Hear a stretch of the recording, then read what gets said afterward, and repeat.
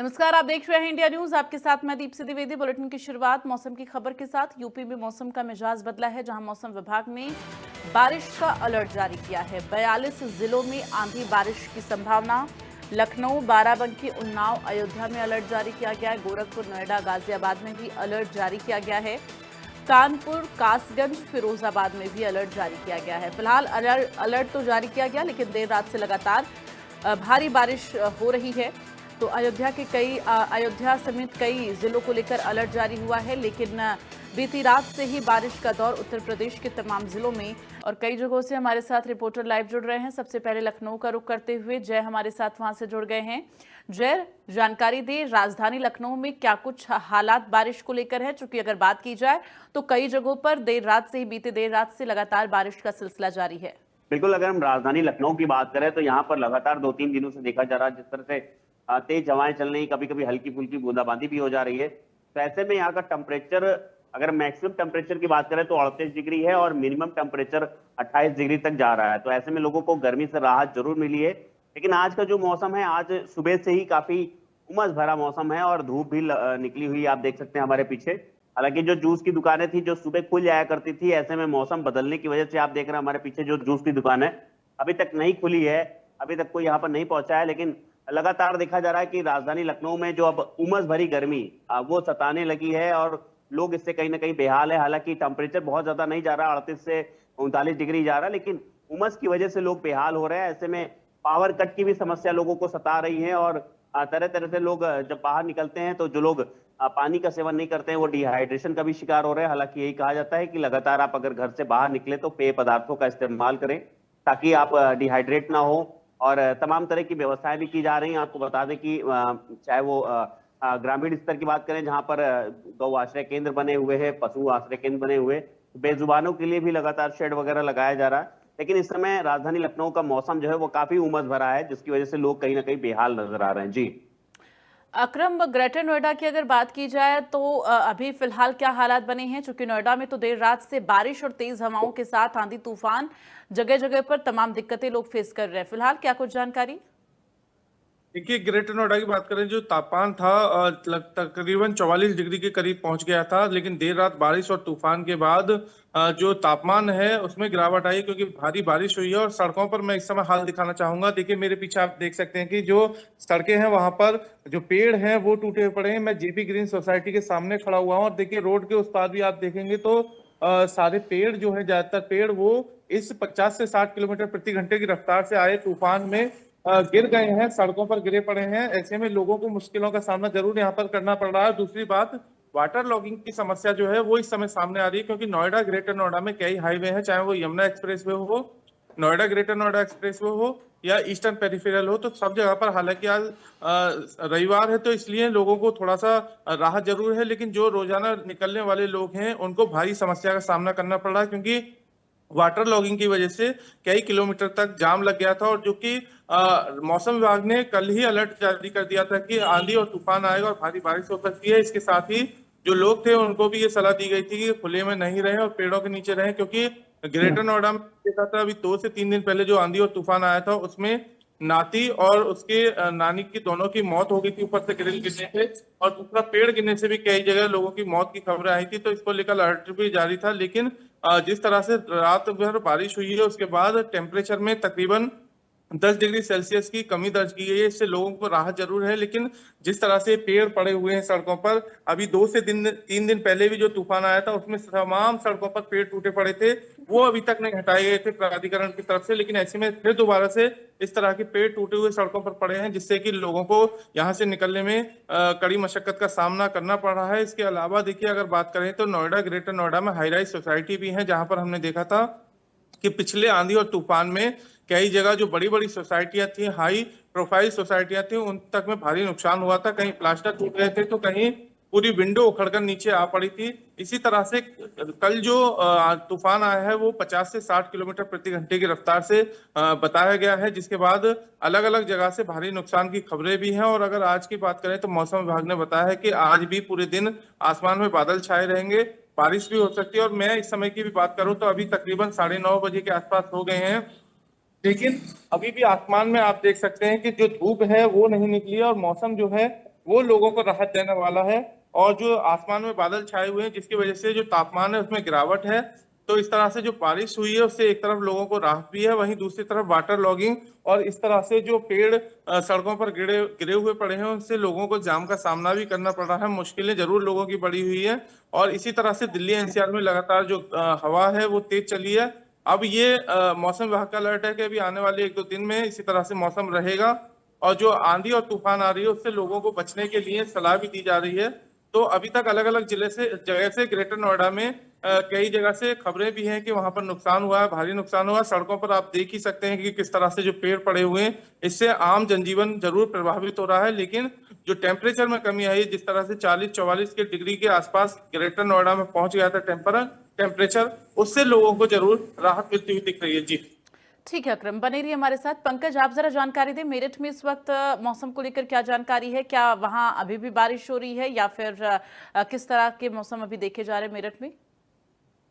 बिल्कुल। मेरठ की बात करें तो मेरठ में रात 2 बजे बारिश हुई थी। बारिश जो है लगभग 1 घंटे पड़ने के बाद जो बारिश है वो बंद हो गई थी। लेकिन अब आप देख सकते हैं कि जो खुले जो आसमान है उससे धूप बरसती हुई नजर आ रही है। जिस तरह का कल दिन में मौसम था उस तरह का मौसम अभी भी दिखाई दे रहा है, क्योंकि थोड़ी सी रात जो बारिश हुई थी उससे टेम्परेचर तो जो गिरा है, लेकिन जो है धूप वो बरकरार है। वहीं इस बार बात करें, जिस तरह से रात बारिश हुई है, हल्की हवाएं चली है, तो सबसे ज्यादा इस बार जो पश्चिम उत्तर प्रदेश की बात करें तो किसानों में, यानी कि जो आम की फसल है, लीची की फसल है, जो आड़ू की फसल है, उन्हें बहुत बहुत अच्छा खासा नुकसान है। क्योंकि जिस तरह से आंधी चली है, सारे आम झड़ गए, सारी लीची और इसी तरह आड़ू। अब जो किसान है लगातार मुआवजे की बात कर रहा है। हालांकि मेरठ में कल बात करें तो कुछ जो बाग, यानी कि जिनके द्वारा आम और लीची के बाग खरीदे जाते हैं, वो लोग यानी कि डीएम के पास भी पहुंचे थे। उन्होंने अपना ज्ञापन भी दिया और सरकार से मुआवजे की बात की है।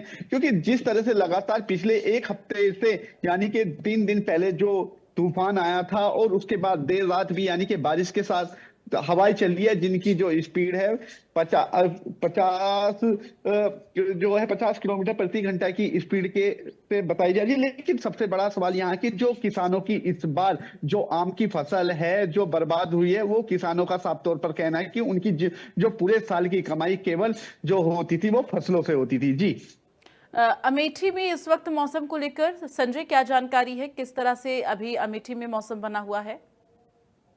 तो बिल्कुल देखा जाए तो पिछले 24 घंटे से पहले जब रात में बारिश हुई थी तो उसके बाद जो टेम्परेचर है वो नॉर्मल हुआ था। तकरीबन 38 के आसपास का टेम्परेचर आया था, क्योंकि उससे पहले लगभग 42-43 के टेम्परेचर से भीषण गर्मी जो है जनपद अमेठी में देखने को मिल रही थी। लेकिन उसके बाद से टेम्परेचर नॉर्मल हुआ और रात और सुबह की अगर हम बात करें, जैसे ही शाम ढलती है उसके बाद टेम्परेचर डाउन होता है। सुबह लगभग 10 बजे के आसपास तक टेम्परेचर डाउन रहता है, लेकिन उसके बाद से अच्छी खासी धूप जो है वो टेम्परेचर को बढ़ाती है और उसके बाद लोगों को तकलीफ होती है। हालांकि देखा जाए तो जो टेम्परेचर है वो 38 और 40 के आसपास का टेम्परेचर जो है दिन में रहता है, लेकिन उमस जो है वो अच्छी खासी लोगों को परेशान करती है, क्योंकि भीषण उमस से इस समय अमेठी का जो आम जनमानस है वो बेहाल है। हालांकि जिला प्रशासन भी लगातार इसको लेकर एडवाइजरी जारी कर रहा है कि भीषण गर्मी के आसार हैं और इसको लेकर जो तमाम प्रकार के दिशा निर्देश हैं वो जारी किए जा रहे हैं। जगह जगह जो होर्डिंग है उसके जरिए लोगों को ये बताया जा रहा है कि जो हीट वेव है उससे बचे और जो तरल पदार्थ है उसको लगातार लेते रहे, क्योंकि भीषण गर्मी है और खास करके जो बूढ़े बच्चे हैं उनको इस गर्मी से सावधान किया जा रहा है। दूसरी तरफ अगर आप बात करें तो मौसम विभाग ने लगातार जारी किया है, अलर्ट जारी किया है कि जो 26 तारीख है वहां तक जो है मौसम इसी तरीके से गड़बड़ रहेगा, यानी बारिश और आंधी के साथ जो है वो संभावना है, आंधी के साथ बारिश होने की संभावना है। तो ऐसे में देखा जाए लगातार सुबह शाम आसमान में बादल छाए रहते हैं, लेकिन दिन होते ही जो कड़ी धूप है उसका सामना लोगों को करना पड़ता है। स्वास्थ्य विभाग भी लगातार जो है एक्शन मोड में है, जगह जगह जो है तमाम जो व्यवस्थाएं हैं उसकी की गई है। हालांकि देखा यह जाए तो मौसम जो है पूरी तरीके से सुबह शाम तो नर्म रहता है, लेकिन दिन में जो है भीषण जो उमस भरी गर्मी है उससे लोगों को सामना करना पड़ता है। दूसरी तरफ अगर हम बात करें तो लगातार अमृत सरोवर, ताल तलैया हैं, उनको भी भरवाने का काम किया जा रहा है। जो जीव जंतु हैं, जो छुट्टा जानवर हैं, उनकी भी जो है वो पानी की जा रही है। हालांकि देखा यह जाए तो गर्मी का आलम है और 26 तारीख तक मौसम विभाग के अलर्ट के अनुसार बारिश होने की संभावनाएं जो है वो बनी रहेगी। इसी तरीके से अगर देखा जाए तो पूरे अमेठी में लगातार जो मौसम है वो सुबह शाम का नर्म रहता है, लेकिन दिन में भीषण गर्मी का सामना आम जनमानस को करना पड़ता है। जी।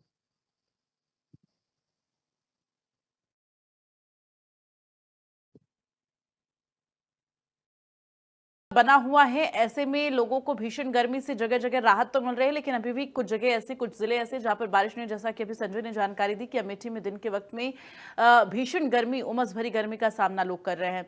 जय, जरा जानकारी दे, लखनऊ में, राजधानी लखनऊ में बारिश को लेकर क्या आसार अभी जताए जा रहे हैं, और साथ ही ये भी जानकारी दे, चूंकि अब कटआउट की समस्या बहुत ज्यादा देखी जा रही है, तो लखनऊ के किन किन जगहों पर सबसे ज्यादा समस्या कटआउट की बनी हुई है?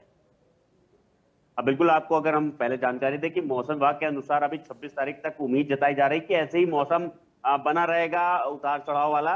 कभी बादल होगा तो कभी कड़ी धूप होगी तो कभी हवाएं चलेंगी। वहीं आपको अगर कटआउट की बात करें तो कुछ लोग हमारे साथ में भी हैं, उनसे बात करते हैं। ये बताइए, इस समय बिजली कितना परेशान कर रही है? जिस तरह से उमस बढ़ गई है, और बिजली कितना परेशान कर रही है? बिजली तो बहुत परेशान कर रही है। सुबह लाइट चली जाती है और फिर दोपहर में चली जाती है, शाम को सोने के समय चली जाती है। गर्मी इतनी हद से ज्यादा हो गई है, आने वाले समय में पता नहीं क्या होगा। मतलब हद से ज्यादा गर्मी है। हम लोग अपने काम के लिए निकलते हैं तब भी घर में लाइट नहीं होती है, दुकान में लाइट नहीं होती है। हम आज अभी अपने दुकान के लिए जा रहे थे। इतनी उमस है कि आपको हम बता नहीं सकते। उमस भरी गर्मी से परेशान बेहाल है, चिपचिपी गर्मी हो रही है। बिल्कुल। अभी से ही आप समझ रहे हैं कि जब मानसून आता है तब कहीं ना कहीं इस तरह की गर्मी देखने को मिलती है, लेकिन अभी से ही इस तरह से हल्की बूंदाबांदी हो जाती है। ऐसे में इम्यूनिटी काफी बढ़ जाती है, जिसकी वजह से जो उमस भरी गर्मी सता रही है। हालांकि टेम्परेचर बहुत ज्यादा नहीं जा रहा, 40 डिग्री के अंदर ही रह रहा लखनऊ का जो टेम्परेचर है, लेकिन उसके साथ ही साथ जो उमस हो जाती है, उमस से लोग बेहाल है। वही पावर कट की समस्या भी लोग कहीं ना कहीं झेल रहे हैं।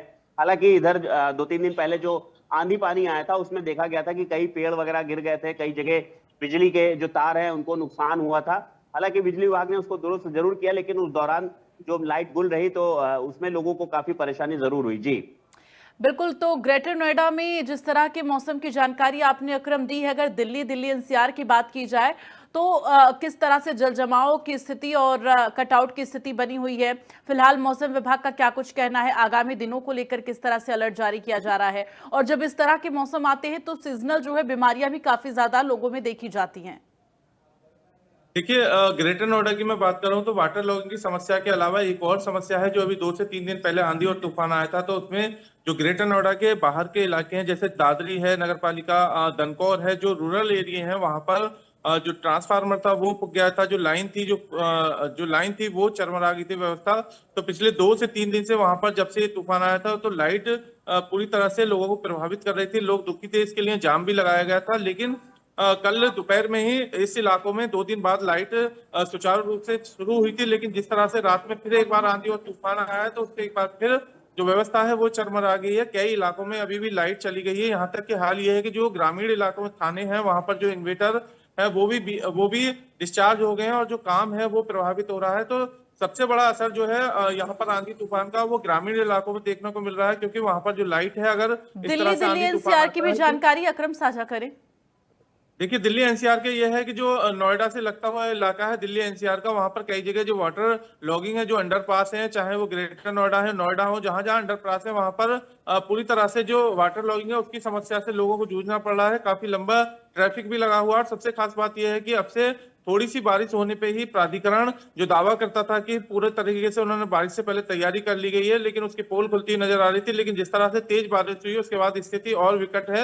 लोगों को कड़ी परेशानियों का सामना करना पड़ रहा है। इसके अलावा जो दिल्ली एनसीआर के लोग हैं उनको भी ट्रैफिक की समस्या से जूझना पड़ रहा है, क्योंकि पानी भरने के बाद जो हाईवे है नोएडा ग्रेटर नोएडा का, उस पर बड़ी संख्या से लोग जाते हैं और यहीं परी चौक से ही वो लोग डाइवर्ट होते हैं अलग अलग एक्सप्रेस वे पे चढ़ने के लिए। तो सबसे ज्यादा जो प्रभावित होता है इलाका वो परी चौक का और जो Noida greater Noida express way है वहां पर है। हालांकि अब से जो आंधी और तूफान आया उसको लेकर पुलिस प्रशासन भी क्रेन और जितने भी रेस्क्यू के ऑप्शन है उसके साथ सड़कों पर उतरा हुआ है, ताकि लोगों की समस्या को कम किया जा सके। अब से पहले हमने 2-3 दिन पहले ये भी देखा था कि एडिशनल पुलिस कमिश्नर लेवल तक के अधिकारी जो थे वो सड़कों पर उतरे थे, क्योंकि भारी तबाही मची गई थी उस समय पे बारिश और तूफान के बाद। तो इसी तरह से इस बार फिर जो रेस्क्यू किया जा रहा है अलग अलग इलाकों में, और जो प्राधिकरण की टीम है वो दावा जरूर करती है, लेकिन सड़कों पर जिस तरह से वाटर लॉग। ठीक है, बने रहिए हमारे साथ। मेरठ का रुख करते हुए पंकज, अभी जैसा कि आपने किसानों को लेकर जानकारी दी कि बीते दिन जो बारिश और आंधी तूफान आया है, आंधी तूफान की वजह से किसानों को भारी नुकसान हुआ है। लेकिन अगर बात की जाए जो लोग धान की खेती जो किसान करते हैं उनके लिए बारिश कहीं ना कहीं फायदेमंद है। साथ ही कटआउट को लेकर भी जानकारी दें।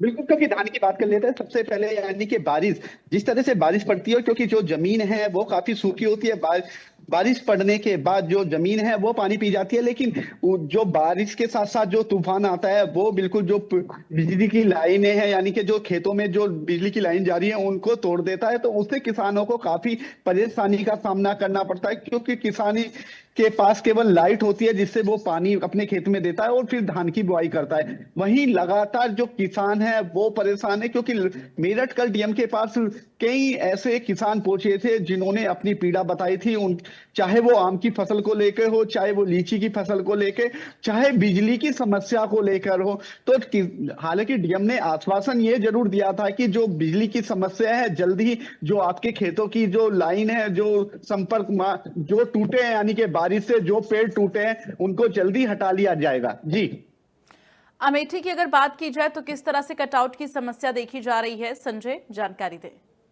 जी बिल्कुल, देखा जाए तो जिस तरीके से भीषण गर्मी का आलम चल रहा है और दूसरी तरफ बिजली व्यवस्था जो है वो कहीं ना कहीं अब इस समय कटआउट की जो व्यवस्था है वो देखने को मिलती है। खास करके अगर ग्रामीण इलाकों में बात करें तो 3 से 4 घंटे का जो दिन का कटआउट है वो देखने को मिलता है, और दूसरी तरफ अगर शहरी इलाके की बात करें तो शहरी के इलाकों में भी लगातार जो कटआउट है वो देखने को मिल रहा है। तो ऐसे में पीछे आप बीते दिनों जो 72 घंटे के जो आउटसोर्सिंग संविदा कर्मी थे वो हड़ताल पर थे, जब उसके बाद बारिश हुई, तूफान आया, तो कहीं ना कहीं एक बार विद्युत व्यवस्था जो है वो पूरी तरीके से चरमरा गई। लेकिन जब इंडिया न्यूज ने एसी से बात किया तो एसी ने कहा कि हम पूरी तरीके से तैयार हैं हर व्यवस्था को पेश करने के लिए। तो कहीं ना कहीं देखा जाए तो 24 घंटे लगे थे विद्युत व्यवस्था को सुधारने में। तो इस समय कटआउट की जो समस्या है वो ग्रामीण और शहरी इलाकों में देखी जा रही है लगातार। दूसरी तरफ स्वास्थ्य व्यवस्था की अगर हम बात करें तो स्वास्थ्य व्यवस्था भी लगातार जो है वो तैयार रखी गई है, क्योंकि इसमें बहुत ज्यादा आवश्यकता होती है पानी की। और साथ ही साथ अगर किसी को जो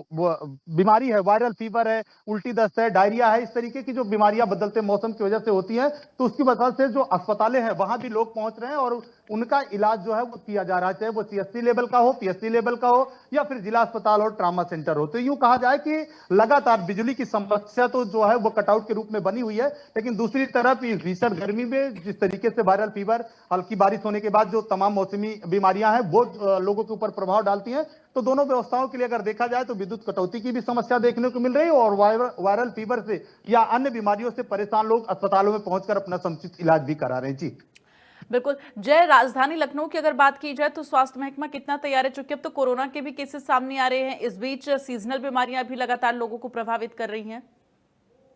बिल्कुल देखा गया था जिस तरह से बीते दिनों लगातार मौसम का उतार चढ़ाव अभी भी देखने को मिल रहा है। ऐसे में लोग वायरल फीवर और तमाम तरह की बीमारियों से ग्रसित हो रहे हैं, डायरिया, और बीच में तो जब ज्यादा गर्मी बढ़ गई थी तो लोग डिहाइड्रेशन का भी शिकार हो रहे थे।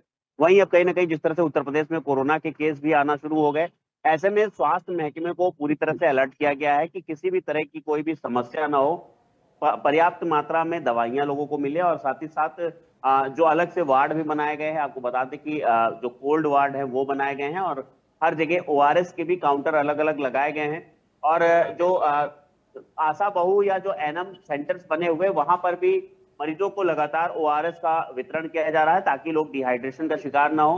तो लगातार स्वास्थ्य महकमा भी इस तरह से जो बदलता मौसम है उसमें जिस तरह से लोगों की जो बीमारों की संख्या बढ़ती है उसको लेकर के कहीं ना कहीं अलर्ट मोड पर है, और लगातार इस पर कार्रवाई भी की जा रही है, और लगातार दवाइयों का भी प्रॉपर तौर पर हर जगह सीएससी, पीएससी और एनएम सेंटर पर दवाइयां भी पहुंचाई जा रही ताकि मरीजों को समय पर दवाइयां मिल सके। जी चलिए, तमाम जानकारी के लिए आप सभी लोगों का बहुत बहुत धन्यवाद। तो लगातार जिस तरह से मौसम को लेकर हालात बने हुए हैं, कई जगहों पर इसको लेकर अलर्ट जारी किया गया है मौसम विभाग की तरफ से। उत्तर प्रदेश में 46 जिलों में अलर्ट जारी किया गया है। इसके साथ ही मौसमी बीमारियां भी अब लोगों को प्रभावित कर रही हैं। चलिए, इन खबरों के साथ इस बुलेटिन में फिलहाल के लिए बस इतना ही। नमस्कार।